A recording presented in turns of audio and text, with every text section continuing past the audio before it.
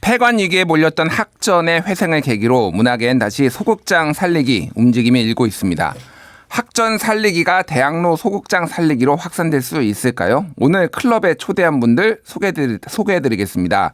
정병국 한국문화예술위원회 위원장님, 꾸준히 대학로 연극무대를 지켜오신 공재민 배우님, 그리고 시사와 문화를 넘나드는 김성수 평론가님 세 분 모셨습니다. 안녕하세요. 안녕하세요. 반갑습니다. 이 한마디만 더 할게 클럽이 오늘로 이제 네 번째인데 여기에 같이 출연하신 분들의 조합이 매우 신선하다. 뭐 이런 얘기를 매번 듣습니다. 그래서 간단히 좀 소개를 제가 각자 좀 부탁드려야 될 것 같아요. 일단 정병국 위원장님, 제가 오늘 이제 그 국민의힘의 이제 수도권 소장파 모임 천목회라고 이제 거기 간사 이재영 전 의원을 이제 만나서 도대체 과거의 남원정 소신파들은 다 지금 국민의힘은 어디로 갔나 이런 얘기를 했는데 그 남원정의 정을 담당하시는 여기 있습니다. 예, 정병국 전 의원님이 지금 여기 문화예술위원회 위원장님인 거를 제가 오늘 알았습니다. 일단 제가 과문해서 죄송하고요.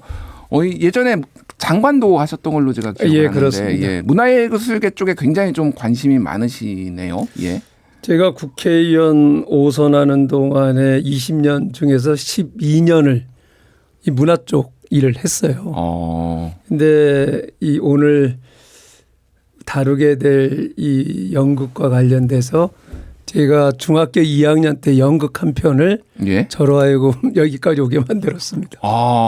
중학교 2학년 때 본 연극이 혹시 제가 여쭤봐도 될까요?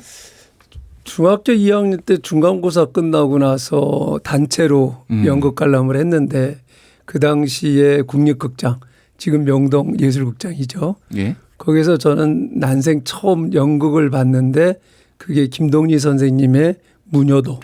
무녀도. 네, 무녀도를 보고. 원래 소설 원작이잖아요. 그렇죠. 예.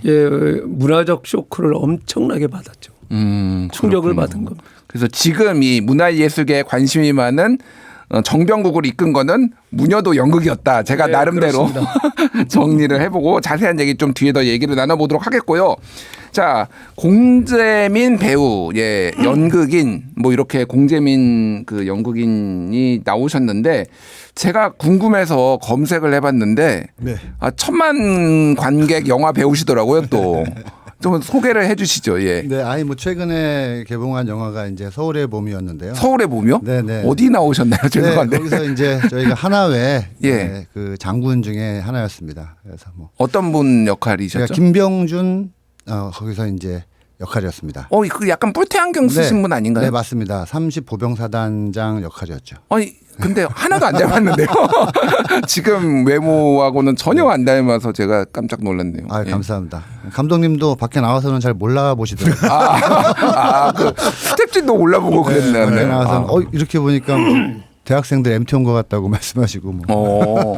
지금 한국 연극협회 정책분과에 소속돼 있으시고 이렇게 좀 연극을 활성화하는데 굉장히 좀 관심 많으시다고요. 예. 네, 맞습니다. 제가 배우 활동도 하고 사실은 주 무대가 연극 무대이기 때문에요. 그걸 주업으로 갖고 있으면서 뭐 이렇게 여러 가지 정책적인 부분, 그다음에 연기적인 부분 뭐 같이 병행하고 있습니다. 그러시군요. 예. 오늘 정말 하실 말씀 한 마디만 아니라 한 10마디만 더 하셔도 됩니다.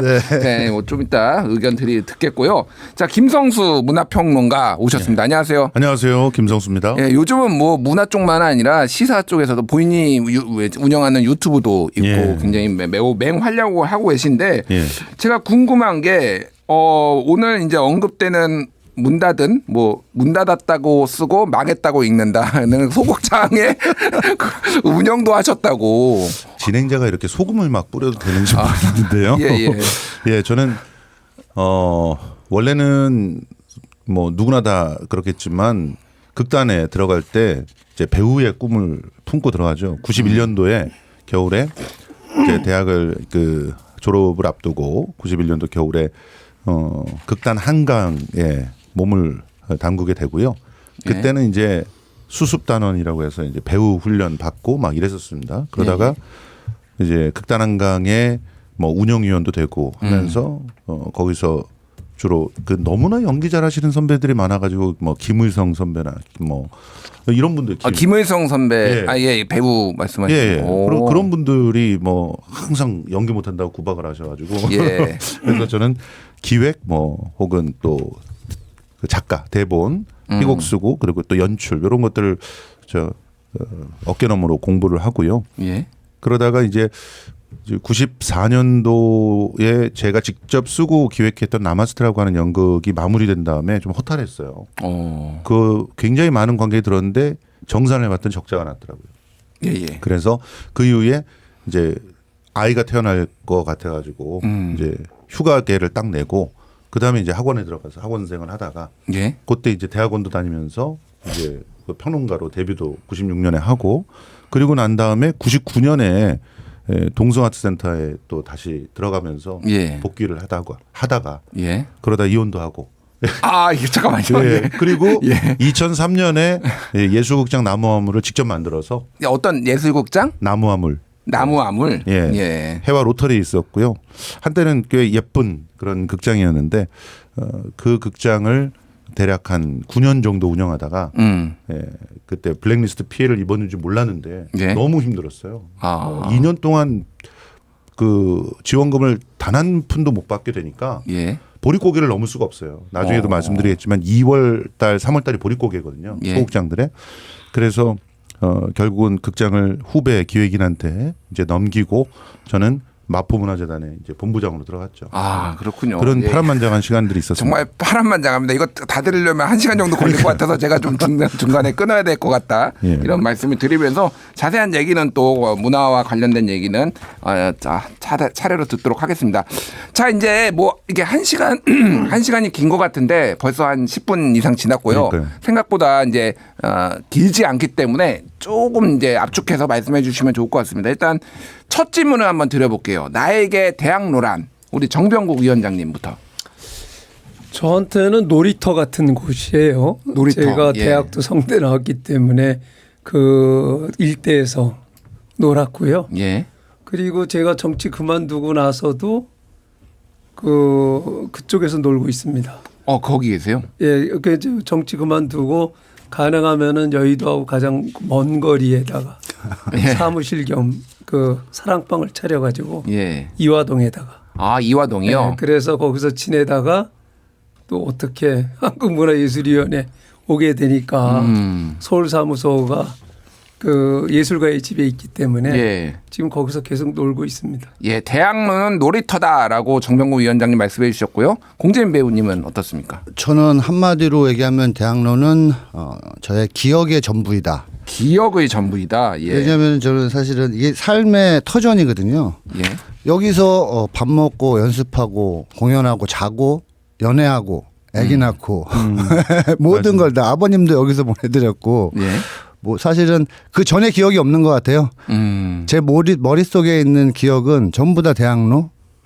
그래서 기억의 전부인 것 같습니다. 예. 삶을 여기에 대학로에서 관통했다 뭐 이 정도로 저는 뭐 이해가 되는데. 그렇죠. 이게 예. 조금 안 좋게 얘기하면 우물한 개구리고요. 근데 대학로 안에서 예. 벗어난 적이 없어서 아까 예. 잠깐 말씀드렸지만 그래서 그랬는지 예전에도 첫 영화나 이제 외부에서 방송 촬영할 때 정말 많이 어색했어요. 아. 대학로를 벗어나는 순간 떨림이 오더라고요. 일단은 차로 종로만 나가면 종로만 나가도 네, 심장이 막 떨려요. 알겠습니다. 우리 평론가님은 대학로란? 고향이죠. 아, 고향. 대학로는요. 그 91년서부터 대학로에서 활동을 하면서 잠깐 쉬었을 때도 그랬고 지금도 그렇고 거기 가면은 제가 흘린 피, 땀, 눈물 그리고 세포 하나하나가 다 스며들어 있거든요. 저한테는 예. 그게 보이죠. 그렇게 만들었던 극장이 지금 문을 닫고 그 임대도 못 주고 있더라고요. 네, 제가 옆에서 지켜본 네. 증인입니다. 아니 임대도 못 줄 걸 왜 내쫓아요? 야, 너무 이제 격노하지 마시고요. 예. 너무 속상해. 그 앞을 지날 때마다 예. 아직도 제가 직접 다른 그 간판이 그대로 있어요. 그 간판이 그대로. 그런데 극장은 움직이지 못하고 있는 거잖아요. 예. 그런 걸 보면서 예. 고향에 왔는데 예. 고향에 내가 살던 집이 막 폐가가 돼 있다. 그런 모습을 보는 것 같아요. 그렇군요. 그래서 되도록이면 대학로에 안 갑니다. 아, 그러세요? 오히려 약간 아픈 기억이 조금 이제 그렇죠. 뭐 예를 들어서 노래 그 뭐 해화동 뭐 이런 것만 들어도 눈물이 나오기 때문에 거기를 알겠습니다. 되도록이면 안 가려고 하는. 알겠습니다. 저에게 있어 대학로 저도 짧게 말씀드리면은 오늘 이제 우리가 얘기하는 게 학전 소극장 그리고 산울림 소극장이잖아요. 제가 이제 언론사를 나온 다음에 이제 작은 회사를 운영을 할 때 그 대학로에 잠깐 있었어요, 회사가. 그래서 지금 그 샘터 건물이라고 그 마로니에 공원 옆에 빨간 벽돌에 담쟁이 넝쿨이 있는 그 유명한 거 거기가 공용 오피스처럼 변했는데 거기에 한 2년 있었어요, 제가 대학로에. 그리고 산울림 소극장 옆에 제가 한 1년 반 정도 있었습니다. 걸어서 도보로 2분 거리에. 산울림 소극장은 대학로가 아닌데. 예, 그러니까 홍대. 거기에서도 있었다고요. 그러니까 이 두 극장 근처에서 제가 있었는데 가장 공교로운 거는 학전 소극장과 산울림 소극장을 제가 한 번도 안 가봤습니다. 근처에 있었는데 제가 문화예술하고는 좀 거리가 먼 게 아닌가 이런 생각을 좀 했어요. 세 분은 학전에 대해서는 좀 어떤 추억들이 있으신지 좀 궁금합니다. 예, 정병구 위원장님은? 저는 그 학전 하면은 표사기 힘든 곳. 어떤 게 힘들다고요? 표사기 힘든 곳. 예, 표사기 힘든 제가 곳. 표살 때마다 매진이 되거나 그래가지고 지하철도 못 받고 또 이번에 이제 그 폐간을 한다고 그래서 그 지금 상태가 어떤가 한번 가서 보고 좀 해야 되겠다 그래서 했더니만은 그때 이제 뭐 시리즈로 쭉 나갔잖아요. 폐간하기 전에. 그래서 표사기가 너무 힘들어요. 아예 살 수가 없었어요. SBS에서 그때 이제 학전과 뒷것 김민기라는 다큐멘터리가 조금 많이 화제가 되기도 했어요 그때. 그 이전이죠. 이전에 이제 그건 문 닫고 나서 쭉 전개가 됐고 그래서 그 나중에는 부탁을 했어요. 제가 꼭 가서 보고 싶다. 그래가지고 유재하 동문을 겨우 가서 봤던 기억이 있습니다. 아, 그렇군요. 역시 표사기 힘들 정도로 굉장히 인기가 많았는데 갑자기 또 이렇게 문을 닫게 되는 상황. 유재민 배우께서는 어떻게 보셨습니까? 공재민입니다. 죄송합니다. 공재민 배우 제가 성폭력을 저질렀네요. 공시 공재민 저한테 배우. 학전은 사실은 콘서트장이었어요. 그렇죠. 제가 90년대 중반에 대학로를 들어왔는데 거기서 이제 김광석 그 전에 90년대 초에 김광석부터 해서 저희가 그 윤도현 그다음에 동물원 유리상자 뭐 이런 공연들이 주로 많이 있었거든요. 그 당시에 대학로에 콘서트라는 데가 한 3군데 정도 있었는데 라이브홀하고 또 충돌 소극장도 있었는데 이런 데가 이제 3군데서 했었어요. 라이브는 마지막에 이선희 씨가 운영을 좀 하시다가 끝내는 못 하셨고 남은 게 이제 그거였는데 그거 외에는 이제 지하철 1호선으로 이제 뮤지컬 하고 하면서 청소년 뮤지컬들도 곡들 많이 했거든요. 그때 당시에 제가 기억에 남는 건 모스키토나 의형제 이런 것도 너무 명작이었었거든요.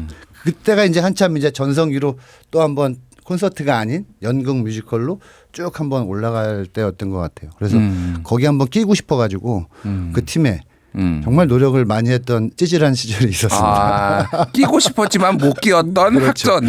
오디션에서 계속 떨어지셨군요. 그렇죠. 오디션 근처도 못 가고 노래가 좀 안 되셔서 전혀 안 됐어요.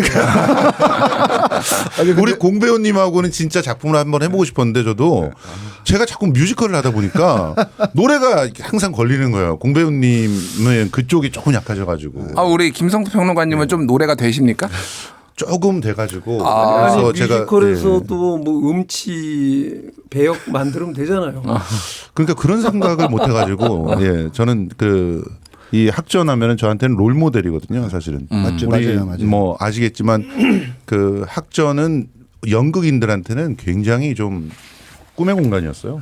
이런 말씀드리기 뭐하지만 지하철 1호선 그 90년대 중반에 배우들 노래 그렇게 잘하지 않았었어요. 근데 그 이후에는 다 잘하게. 그럼요. 그다음에는 거의 뭐 정말 그러니까 뮤지컬의 역사를 보여주는 거죠. 뮤지컬의 창작 뮤지컬에 그냥 못해. 최장기 공연 작품이었죠. 지하철 1호선이 워낙 유명한 작품이라서. 사실은 90년대에 그때 학전 소극장이 있었기 때문에 시작된 것들이 몇 가지가 있어요. 그래서 문화평론을 할 때 늘 학전을 얘기하는 이유가 첫 번째는 소극장 콘서트를 거기서 흥행을 할 수 있고 거기서 뭔가 영향을 끼칠 수 있다는 걸 처음 알게 됐어요. 말씀하셨듯이 김광석. 예. 그러니까 제가 그 옆에서 91년도에 표 팔고 이러면서 호객행위를 할 때, 그러니까 수습단이니까 나와서 호객행위를 했잖아요. 예. 그럴 때 학전 앞에 서 있는 줄을 보고 광석이 형은 또 개인적으로 대학교 때 알았기 때문에 그때 거기서 만나고 막 이랬던 곳이라서 야 저렇게 소극장 콘서트들도 할 수 있구나 소극장에서 이런 모습을 갖다 보게 했고 또 두 번째가 창작 뮤지컬을 거기서 예. 지하철 1호선서부터 했단 말이에요. 야 소극장에서 창작 뮤지컬을 할 수 있어. 내가 뮤지컬은 보면은 항상 대형 그 홀에서 외국 그 작품들 갖고 들어와가지고 뭐 말도 안 돼 우리한테는 좀 말도 안 되는 그런 네, 연기잖아요. 맞아요. 그런 맞아요. 연기 맞아요. 뭐 줄리 뭐 이런 네. 것이 뮤지컬인 줄 알았는데 그게 아니라 쇼킹했죠. 네. 이렇게 창작 뮤지컬들을 가까운 곳에서 우리가 스스로 만들 수가 있어. 예. 그래서 제가 이제 극단에 가가지고 창작 뮤지컬 우리가 해야 됩니다. 이렇게 얘기를 했다가 혼나고 그랬던 기억이 나요. 알겠습니다. 그리고 예. 이제 마지막으로는 예. 기획. 기획. 극장에 예. 있어서 소극장에 있어서 기획이 얼마나 중요한가. 거기는 전문 기획 직원이 있었어요. 예. 최초예요, 사실은. 그리고 그걸 나중에 많이 따라서 극장 기획들을 하게 했고 나중에는 그 기획들을 키워야 된다 그래서 예. 정부에서 지원도 하게 만들었던 그런 곳이 학전입니다. 알겠습니다. 그러니까 이렇게 한때 롤 모델이었고 굉장히 잘 나가고 배우들도 같이 가서 거기에서 좀 이렇게 연극을 해보고 싶었던 학전이 경영난으로 이제 문을 닫게 됐고 그런데 한국문화예술위원회가 학전 소극장을 재정비해 어린이 청소년 공연장으로 운영을 하게 됐다. 이게 이제 최근에 나온 뉴스들입니다. 일단 위원장님한테 이거는 여쭤봐야 될 것 같아요. 이거를 어떤 과정으로 이런 결정이 내려지게 된 건지. 제가 작년에 이제 한국문화예술위원회 위원장이 되고 나서 현장 업무 보고를 14차례를 했어요. 예. 14차례를 현장 업무 보고를 하면서 그 현장에 계신 예술인들 의견들을 많이 들었는데 특히 이 공연계통에 계신 분들 중에서 가장 많이 나오는 얘기가 그 공간 문제가 많이 제기가 되더라고요. 네. 이제 그때 코로나로 인해서 정부가 지원책으로 해서 그 극장 그 대관 지원을 해줬었는데 그 사업이 싹 없어지면서 굉장히 이제 어려운 그런 상황이었고 그래서 그 저희가 지금 그 시점에서 당장 해볼 수 있는 게 뭘까? 그래서 소극장을 일단은 장기 우리가 임대를 해서 예. 그거를 좀 그 연극인들에게 공연하실 분들에게 지원을 하자. 그래서 일대를 다 찾아봤어요. 그런데 그 시점에서는 나온 극장이 없었고 한 군데 나왔다라고 하는데 너무 협소하고 우리가 공공기관에서 하기에는 마땅치가 않다라고 해서 이제 찾던 중에 이 문제가 야기가 됐던 거죠. 예. 극장 얘기가. 그래서 저는 뭐 다른 뭐 작업면 할 거 아무것도 없었고요. 예. 일단은 학전 살려야 된다라는 생각밖에 없었고 그래서 바로 뭐 제가 그거를 하겠다. 그래서 실무진들한테 그 어떻게 하면 될지 그래서 그 만나서 학전 측하고 협의를 해라라고 하던 중에 이제 그 장관이 바뀌면서 예. 장관께서도 그 이제 적극적으로 하시고 그렇게 돼가지고 그러니까 유인촌 장관 예, 말씀하시는 유인촌 거죠? 장관이 예. 예, 적극적으로 하겠다는데 그래서 제가 바로 장관께도 저희가 그걸 맡아서 하겠다 이렇게 해서 일사천리로 이제 진행이 됐는데 그때 제가 이제 김민기 선생님을 좀 뵈려고 그랬는데 건강이 안 좋으셔가지고 예. 쉽게 약속을 한 3번 했는데 3번 다 그 상태 이게 건강 상황이 사람 만나기 쉽지가 않다라고 하셔서 연기 하다가 결국은 전화로만 이제 예. 통화를 하게 됐고요. 그래서 이제 제 생각은 뭐 김민기 선생이 해오셨던 학전의 그 역사성이나 가치 이런 부분들을 고스란히 우리가 계승을 해서 발전을 시켜야 된다는 생각을 했고 그래서 그러한 부분들을 말씀을 드렸더니 너무 고마운데 예. 그 김민기 선생님께서는 그 뭐 아마 그랬겠죠. 지금 뭐 제가 그렇게 어떤 의지를 표명한다 하더라도 우리의 역사를 되돌아 보면은 뭐 사람 바뀌고 또 그럼 또 바뀌고 이렇게 되니까 그 구차하게 그 김민기 선생님이 관련됐던 그런 후배들에게 부담을 주고 싶지 않으셨던 것 같아요. 예. 그래서 학전이라는 이름도 그냥 절어서 끝나는 게 좋겠습니다. 지하철 1호선이라든가 고추장 떡볶이라든가 이런 부분은 저희들이 레파토리 와서 계속 하면 어떨까요? 라고 말씀을 드렸더니 그 부분에 대해서도 저와 관련된 거는 여기서 끝내는 게 좋겠습니다. 라고 말씀을 하세요. 그래서 뭐 그 말씀에 저희들이 뭐 어떻게 거역할 수는 없고 그래서 이 학전 소극장과 그 건물 우리가 쓸 수 있는 부분 건물적 협의를 해서 다 마련을 해서 이걸 그 학전과 관련된 아카이빙 작업도 좀 하고 싶은데 그래서 그 부분에 대해서는 상당 부분 자료를 받기로 했고 이미 받아서 정리를 하고 있는 부분들도 있고요. 그래서 향후 그 1층 같은 경우는 상점이 들어와 있는데 거기는 아카이빙 하면서 예. 이 우리 관객들이 대기하고 차 마실 수 있는 공간 만들려고 하고요. 그 위로는 저희들이 확보할 수 있는 공간은 전체적으로 연습실 네. 확보를 하려고 지금 준비를 하고 있습니다. 새 이름 공모전도 했다고 예, 그렇습니다. 하는데, 그래서 예. 이제 이름 학전을 더 이상 쓸 수가 없기 때문에 예. 그런 학전이 가지고 있는 역사성 그리고 김민기 선생님이 추구했던 그런 부분들을 담은 이름을 공모를 했어요. 그게 공모가 끝났는데 예. 한 2천여 점이 들어왔더라고요. 그래서 지금 이제 심사위원들 구성해서 결정을 한 건을 예. 지금 한 3-4건 정도를 추려서 예. 가장 많은 분들이 그 선호하는 이름을 해서 또 온라인으로 저희 투표를 좀 해보려고 해요. 예. 국민들 그래서 선호도 투표. 예, 선호도까지 해서 그래서 최종 결정을 하려고 합니다. 예, 아직 그런 공식 이름은 아직 결정된 예. 건 아니고 예. 그래서 이제 학전 이제 얘기를 했으니 좀 본격적으로 업계의 이야기를 좀 해야 될 것 같아요. 그러니까 학전 같이 유명하고 오래되고 이렇게 좀 상징성 있는 곳도 이제 문을 닫고 있는데 지금 대학로에는 사라진 극장들이 굉장히 많다라는 뭐 언론 보도들이 굉장히 많이 있습니다. 문을 닫은 대표적인 극장들이 어떤 게 있을까요, 평론가님?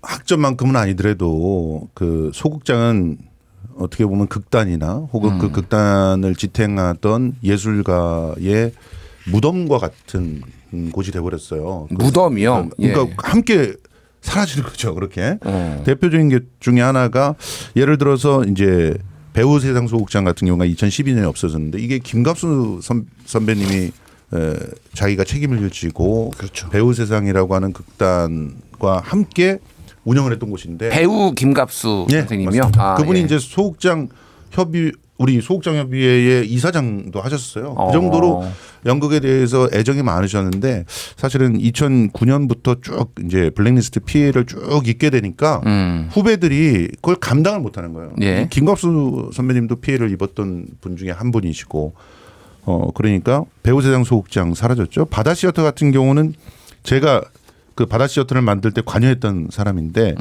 그 이 바다시어터의 그 공동 창업주라고 할 수 있는 그 모태가 창조아톨인데 창조아톨이라고 하는 큰 기둥이 먼저 무너져 버리니까 다 같이 다 사라질 수밖에 없었고 예.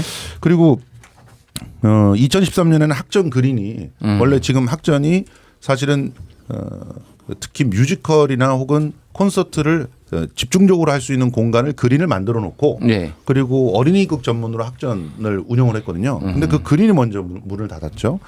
그리고 2015년에는 김동수 플레이하우스 이곳도 이 김동수라고 하는 배우의 사실상 집입니다. 그런데 예. 거기가 문을 닫았고 또 상상아톨 상상아톨이 또 그 뭡니까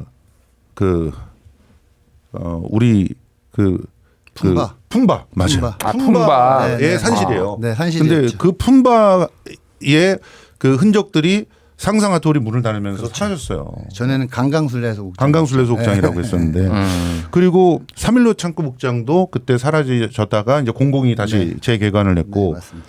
그리고 뭐 게릴라 극장 이 게릴라 극장도 사실은 실험 연극의 상징적인 곳이었는데 2017년에 사라졌고 2019년에 설치극장 정미소 여기도 뭐 사실은 굉장히 그 좋은 작품들을 많이 했던 중국장이었는데 여기도 그 주인이었던 배우의 그 불미스러운 일들이 있으면서 예. 또 사라졌고요.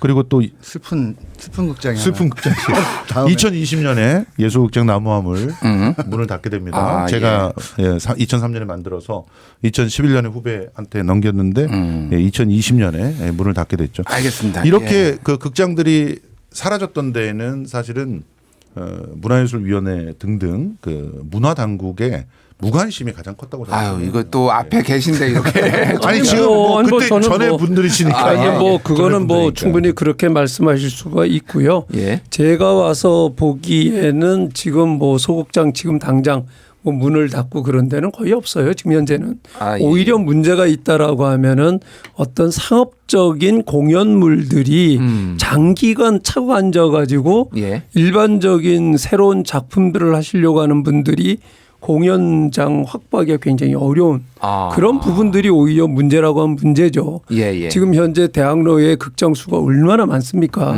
외국인들이 한국에 와서 요즘에 이제 한국의 문화 위상이 굉장히 높아지니까 많은 분들이 한국에 와서 한국을 벤칭마킹하려고 하고 저희 한국문화예술위원회도 자주 찾아오는데 그 얘기 들어보면은 이제 한국의 한 지역에 150여 개의 소극장들이 있는 지역이 있다는 것을 엄청나게 부러워들 해요. 예. 그분들이. 세계 기록이죠. 예, 세계적으로 이런 데가 없다라고 하고 그 정도로 극장이 없다기보다는 극장 운영하는데 어려운 거죠. 어려운 부분들을 어떻게 하면은 효율적으로 이거를 그 지속 가능하게 할 건가 하는 부분들인데 그런 데는 보니까 얽히고 설킨 게 너무 많아요. 알겠습니다. 그리고 뭐 저 김민기 선생님의 학점 같은 경우는 어떤 경력난 때문이라기보다는 김민기 선생님이 이제 더 이상 하실 수 없는 그런 상태가 되시다 보니까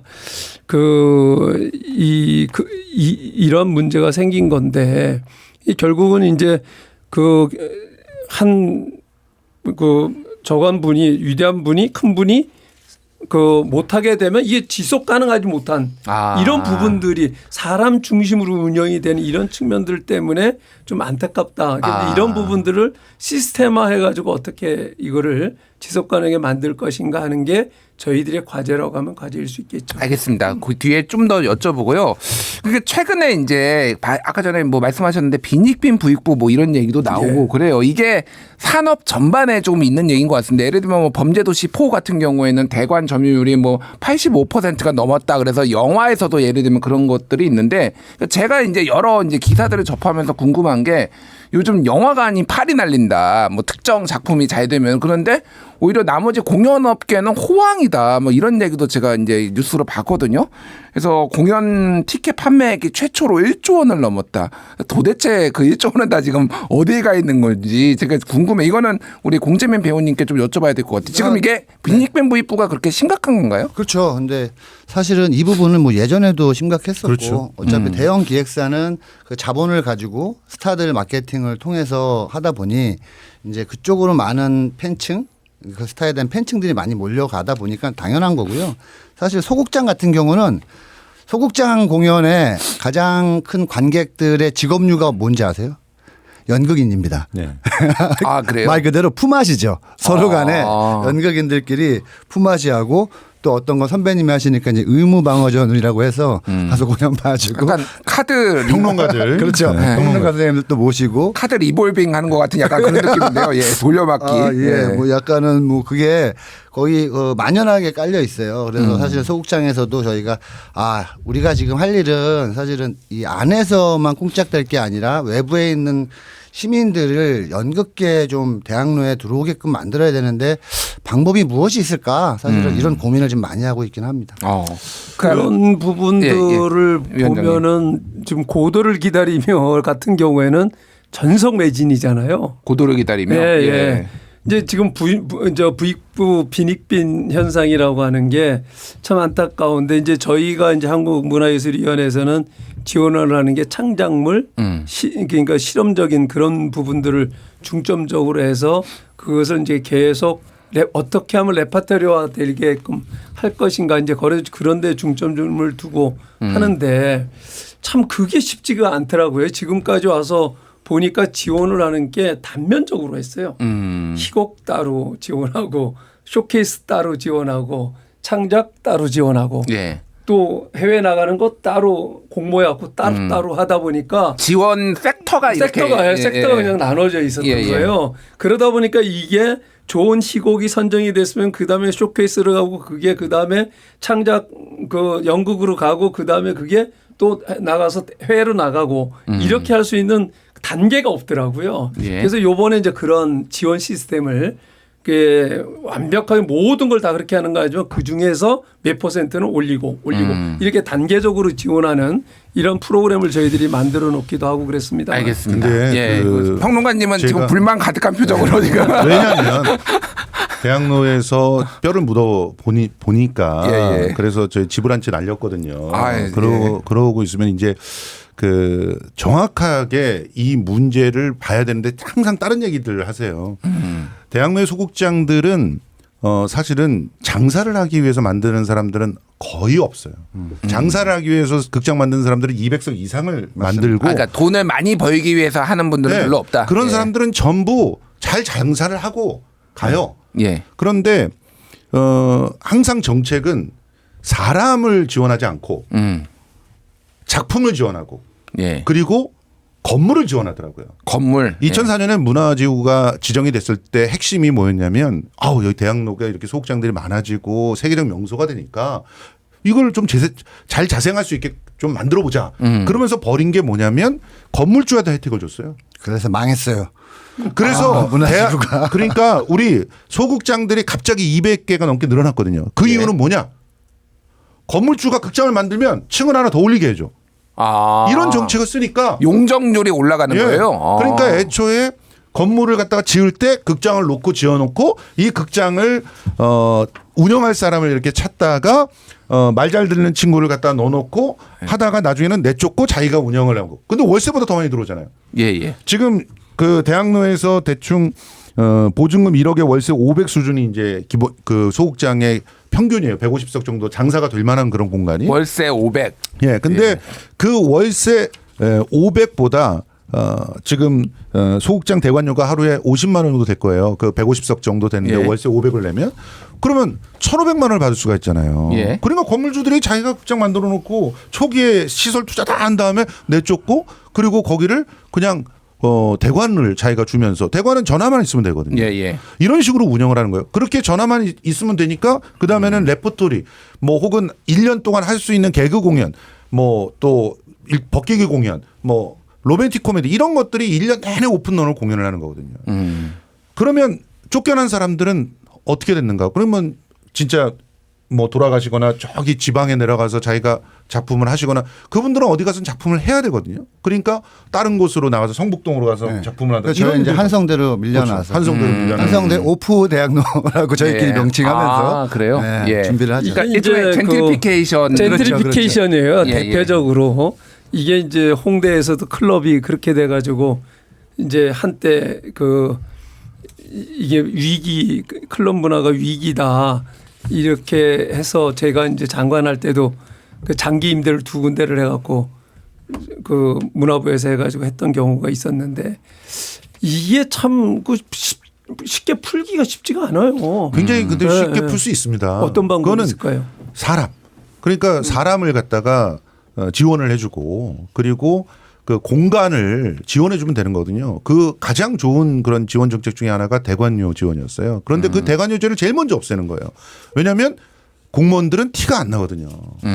티가 안 난다기보다는 제가 이제 그 연유를 찾아보고 살리려고 계속 했는데 벽창호예요. 기재부 직원들이. 그러니까 이제 뭐냐면은 어떤 거냐면은 공무원간의 아니 그게 아니라 아니 이해가 돼요. 어떤 거냐면은 코로나 때 지원책은 코로나가 끝났으니까 그거는 전면 폐지하겠다라는 게 정부 방침이면은 그냥 공무원들은 똑같이 하는 그러니까 대관료 지원은 그 이전서부터 있었거든요. 제가 확인을 해보니까. 맞습니다. 그럼에도 불구하고 근데 이제 코로나 때 엄청나게 몇 배를 더 지원을 해줬었거든요. 근데 그거 휩쓸려서 나간 거예요. 그래서 지금 올해도 저희가 작년에 그 예산 올리면서 그 살리려고 굉장히 노력을 했는데 못 살려서 다른 방법으로 저희들이 이제 예산을 뭐 이거는 공개적으로 얘기하긴 뭐합니다만 다른 방법으로 이제 접근을 하고 있고요.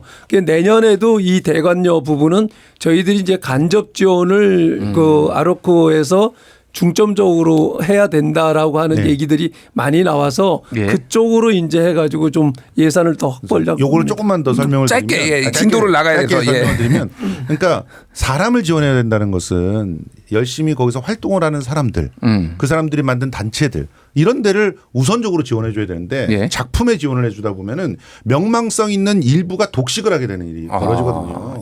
그냥 그 사람들은 옆에 기획자만 붙으면 대형 작품들을 만들 수 있어요. 어차피 명망성 높은 연출가들이나 명망성 높은 배우들은 돈을 지원을 안 해줘도 돈을 짊어지고 와가지고 장사가 될 수 있으니까 붙는단 말이에요.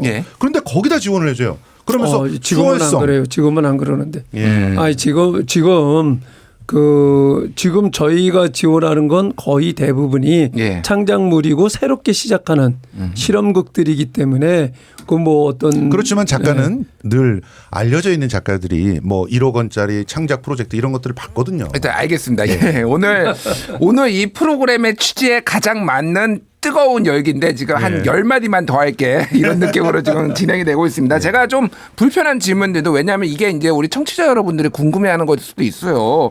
자, 요즘 볼 수 있는 공연 뭐 아니면 영상 얼마나 많은데 넷플릭스 한 달에 지금 광고 요금제 나오면 한 달에 5,500원이면은 거기에서 나오는 뭐 프로그램들 엄청나게 많은 거 다 볼 수 있습니다. 그리고 뭐 사실 이 소극장들이 본인들이 이런 시장 환경 변화에 적응을 못해서 사실상 도태되는 거 아니냐. 여기를 우리가 세금까지 막 이렇게 위원회 같은 데에서 세금까지 내서 지원을 해줘야 돼? 뭐 이런 생각을 하시는 분들도 있거든요. 이거는 우리 공재민 배우님이 굉장히 날카로운 눈초리로 저를 제가 그런 의견이 있다더라. 왜냐하면 저희도 그런 얘기를 합니다. 아 그러세요? 저희가 행위자인데도 야 이런 환경에서 요즘 환경이 극장도 좋고 안방에서도 좋은데 이 열악한 소극장까지 그들이 와서 불편하게 앉아서 연극을 본다? 이게 과연 맞아? 라는 얘기를 저희들끼리 하는 거죠. 저는 동의하지 않아요. 위원장님은 동의하지 않으시고. 행위자들끼리 하는 거죠. 이게 과연 이 시대에 맞느냐 하는 얘기는 저희도 했는데 사실은 저희가 모여서 이야기하는 사람들은 이걸 업으로 삼는 사람들이에요. 업으로 삼는 사람들의 그런 이야기는 사실 농담 반 진담 반이 섞여 있는 거겠죠. 근데 저희는 연극이 좋아서 연극을 하는 거지 다른 게 좋아서 연극을 하는 사람들은 아니거든요. 그래서 사실 관객분들한테 저는 그 얘기를 해드리고 싶어요. 그 작은 소극장에 와서 공연이 시작되기 전에 불이 꺼지거든요. 암전이 되거든요. 그러면 잠깐 눈을 감았다가 불이 켜질 때 같이 눈을 뜨고 무대에 서 있는 배우를 보시면 내 삶에 무언가가 가슴에서 뜨겁게 느껴지실 거예요. 그런 아날로그적이고 천천히 갈 수 있는 문학을 접할 수 있는 게 저는 연극이라고 생각합니다. 그래서 어쨌든 다른 감수성과 다른 어떤 문화적 경험 뭐 이런 것들을 위해서라도 소극장이 좀 필요하다 이런 연극은 오락이라고만 보시면 안 돼요. 아니 그거는 그것도 중요하지만은 우리나라가 이제 뭐 해외에서 명실공히 자타가 공인하는 문화강국이라고들 얘기를 해요. 그런데 이제 그게 대중예술을 중심으로 그렇게 확산이 된 거죠. 그런데 그 기저에는 이 연극이나 이러한 순수예술, 기초예술들이 밑바탕에 깔려 있지 않으면 절대로 문화산업이 발전할 수가 없는 겁니다. 맞습니다.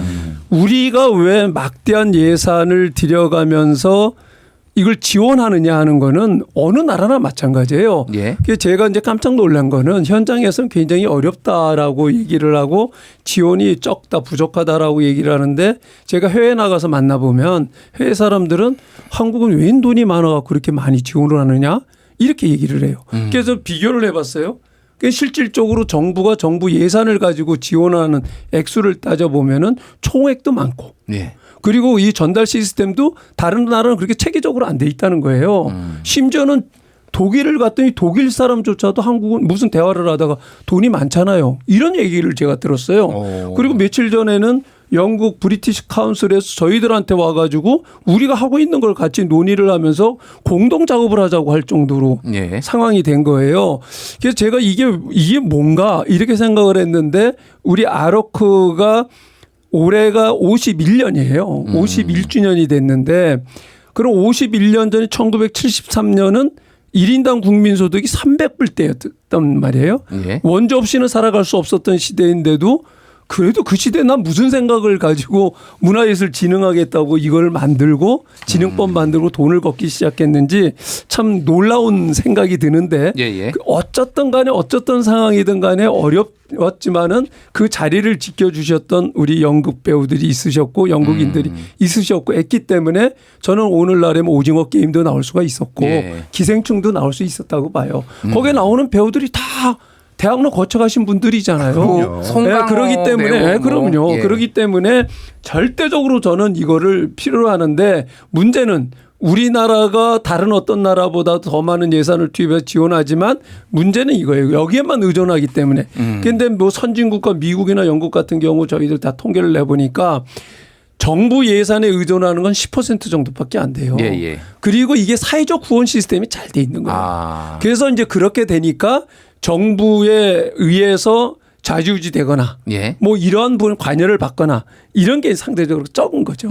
그래서 제가 이제 위원장으로 취임을 하고 나서 요즘에 중점을 두는 게 어떻게 하면은 그 사회적 후원 시스템을 그 활성화시킬 것이냐. 그래서 이제 뭐 매칭해서 기업이 후원을 하게 되면 저희들이 그만큼 후원을 해주고 알겠습니다. 또 문화 후원 지수도 저희들이 예. 개발을 하고 있는데 이렇게 해가지고 어떻게 하면 그걸 활성화시킬 건가 여기에 알겠습니다. 중점을 두고 있습니다. 예, 이게 제가 마음이 급한 게 벌써 시간이 거의 다 됐어요. 이게 순식간에 지나간다. 아까 말씀드렸지만 그래서 이제 각자 좀 마무리 발언을 들어야 될 것 같아요. 그러니까 되게 중요한 말씀을 해주신 것 같아요. 우리 위원장님이. 그러니까 저는 이제 미국에서 예전에 이제 박사 공부를 한다고 한 4년 정도 살았는데 가장 좀 차이가 나는 게 이 티켓 가격이었어요. 공연 티켓 가격 아니면 스포츠 티켓 가격이 너무 한국하고 차이가 나는 거예요. 그러니까 한 뭐 4배, 5배 뭐 이런 식으로 차이가 나니까 여기는 이런 거에 돈을 쓸 준비가 되어 있고 뭐 이런 것들을 돈을 비싸게 지불하는 게 너무 당연하구나 그렇게 받아들이는데 한국은 굉장히 그런 거에 좀 인색한 측면도 있고 거기에 좀 어떤 기업이라든지 개인이라든지 이런 것들이 조금 그런 것들 향유하는 데 있어서 조금 뭔가 좀 다른 문화가 있지 않나 뭐 이런 생각도 좀 개인적으로 들었습니다. 어쨌든 그래서 지금 시간이 많지 않은데 1분씩 각자 드릴 테니 조금 어떻게 하면은 이 소극장 문화를 좀 발전시킬 수 있을지 좀 의견을 좀 들어보겠습니다. 일단 예. 김상수 평론가님. 기본적으로 뭐 총액이 뭐 지원이 많고 그렇다고 하지만 사실은 실제로 필요할 때 지원을 하는 돈은 적어요. 예를 들어서 지금 문화예술위원회가 갖고 있는 제가 예전에 일했던 동숭아트센터 건물 그 재벌의 땅이었거든요. 그거를 680억을 다 들여서 사는 데가 그럴 때 우리 연극인들이 느끼는 그 자괴감. 아로크에 샀다고. 예. 지금 그러니까, 아닌데요. 예, 그런 그건 서울시에서 산 거지. 어쨌든 서울문화재단이 샀죠, 네, 맞아요. 그러니까 서울문화재단 같은 경우도 역시 그런 데를 돈을 주고 사는 거예요. 그러니까 그 돈이면은 그걸 기금으로 넣어놓고 소극장들에게 대관료 지원하는 걸 전혀 문제 없이 할 수가 있거든요. 그러니까 발상이 폼나고 정말 그 어떤 업적을 세울 수 있고 또 임기가 끝나기 전에 그 위원장이든 누구든 이런 사람들이 어떤 일정한 실적을 갖다가 내야지만 되는 그런 구조를 사실은 좀 탈피해서 실제로 예술든 중심으로 정책을 자율적으로 결정해 나갈 수 있는 구조가 되어야지만 이 문제는 해결될 수 있다고 저는 기본적으로는 생각하고요. 그리고 알겠습니다. 하나만 덧붙이자면 짧게. 예, 짧게. 기본적으로 연극은 기초예술 이런 문제나 혹은 취향이나 이런 문제 이전에 기본적으로 그 연기를 중심으로 해서 펼쳐질 수 있는 모든 예술의 중심에 있는 거거든요. 그렇기 네. 때문에 이 부분을 그 고사시키게 되면은 일본처럼 사실은 다른 그 다양한 예술 장르에서의 모티브를 다 잃어버리게 되는 결과가 될 수 있기 때문에 세금을 내서라도 반드시 지켜야 되는 그런 영역이라고 생각합니다. 알겠습니다. 예, 정병국 위원장님 짧게 좀 부탁드릴게요. 예, 앞에서도 제가 말씀드렸지만은 기초예술, 순수예술은 모든 문화 콘텐츠 산업의 바탕입니다. 예. 이게 무너지면은 이 문화 산업 전체적으로 무너지고요. 지속 가능할 수가 없어요.